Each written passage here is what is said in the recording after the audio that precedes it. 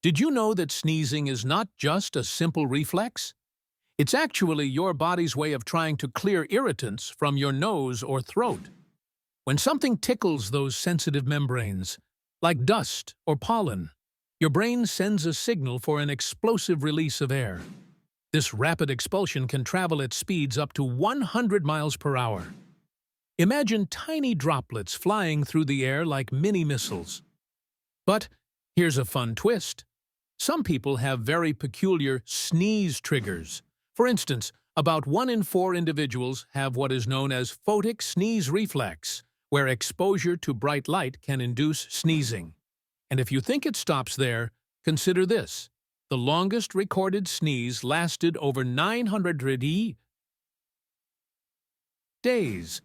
While it sounds unbelievable, it was documented by the Guinness World Records and involved a rare condition called chronic sneezing syndrome.